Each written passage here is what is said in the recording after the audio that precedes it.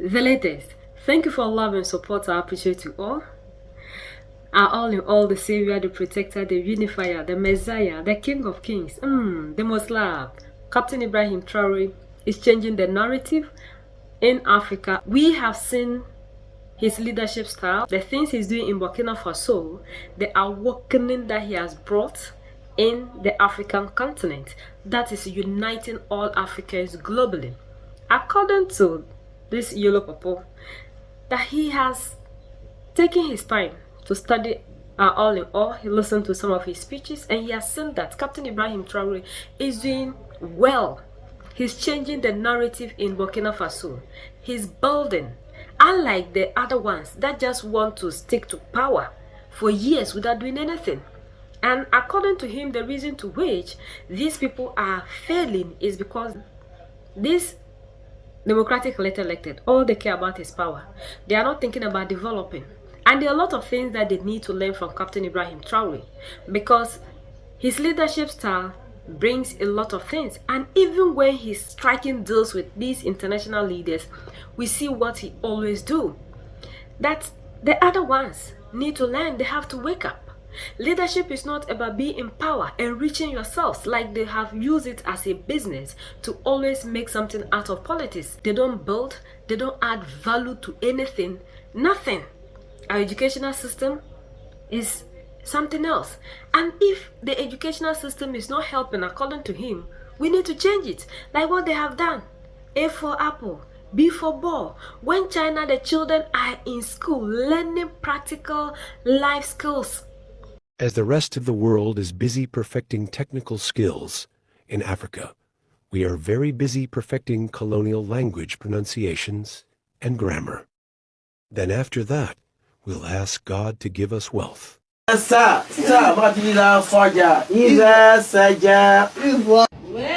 the teacher? The teacher is on top of the chair. What are compound words? Compound words are two or more words that make one word. Examples of compound words? Shopkeeper, shopkeeper. Jellyfish, jellyfish.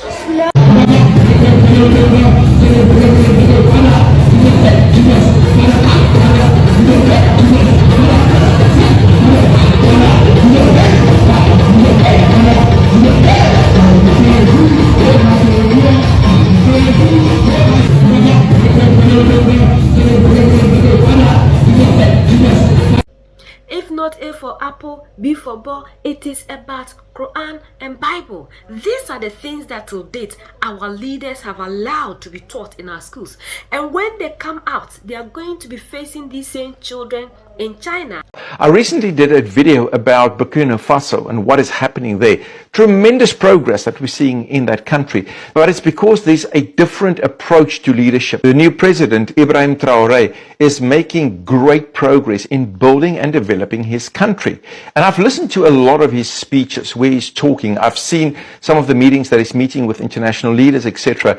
And I have to say, I think there's something that a lot of African leaders can learn from this young man. Very often in Africa, you see leaders, politicians being in power for years and years and years.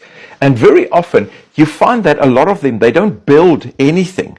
It's almost that there's more a consumer mentality and a desire to stay in power, but it doesn't benefit the people. The thing about leadership is all about developing other people to become better, even than yourself. All right? And I see that lacking very often in African leadership. I can also understand why this is the case, because very often leaders feel threatened by upcoming people, especially the younger generations, that's got innovative ideas, that are playing around with concepts and principles, and that's got a vision that differs from the old ways. And I understand that a lot of leaders feel kind of intimidated by that or threatened by that. They're insecure about their own abilities and their achievements.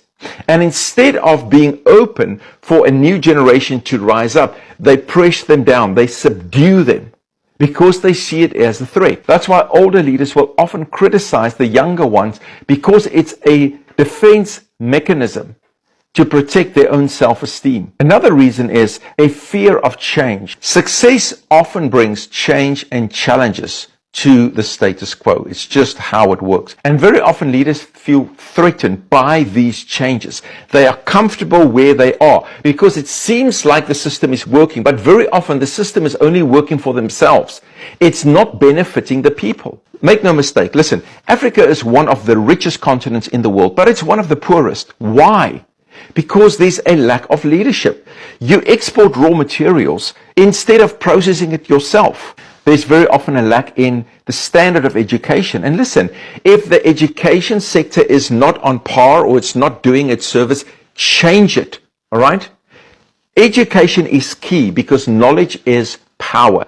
And as a leader, as a president, you have to invest in the upcoming generation and provide them with strong, effective education. You've got no other choice because those children, those upcoming people, they are the doctors of tomorrow. They are the nurses of tomorrow. They are the educators of tomorrow. They are the engineers of tomorrow. They are the pilots. They are the accountants of tomorrow. And you need to invest in that. But if you have an over sense of control, you will want to keep them uneducated. Why? Because uneducated people can be easily controlled. You cannot control educated people that easily because they can see through things. All right, they can do calculations. There's too little investment into building infrastructure, building roads, building hospitals, building schools, building things that can really take your country from this level to that level. But that takes leadership and it takes diligence and it takes hard work. And it means that you have to fight and stand against corruption. The problem is a lot of the leaders are corrupted. Instead of removing the red tape and propagating entrepreneurship, investing in upcoming dynamic business leaders, a lot of times leaders keep the funds for themselves and they are afraid to let the money go towards places where there can be real effective development because it's a threat. Corruption today is one of the greatest enemies of Africa. If Africa wants to move forward, you're going to have to root out corruption. You're going to have to say that we're going to stand on our own feet and we're not going to live off handouts all the time. It's one of the ways that Africa remains poor because they depend the whole time on Western handouts. So that their mentality is just what I am making and not what I'll do to benefit the people. Because if actually our leaders are thinking about what is benefiting the people, by now the educational system we have in Africa, it should have been thrown away. This was given to us by the oppressor to benefit himself. Until date, this is what we are still holding on to. And because our leaders benefit from this, they are doing nothing. Anytime you hear that they've changed the curriculum, it is about changing the name from M to N. That ends it. And this is not what we call curriculum. Everybody is seeing the beautiful things of Captain Ibrahim Traore, except these ones, because this system is helping them to control the people and to milk the people, and it's always about me, not the others. And it is we, the youth, who have also allowed that, because we are the ones they are using as their campaign messengers. We are the ones going out there defending them. When they even bring policies that are not even good, we are the same people who will come out defending them simply because you belong to that particular party. All these things are not changing and adding any value to us. How many years has Captain Ibrahim Traore been in office? And look at what he's doing. The factories, training and equipping the Burkinabés with skills that will be beneficial to them and the nation.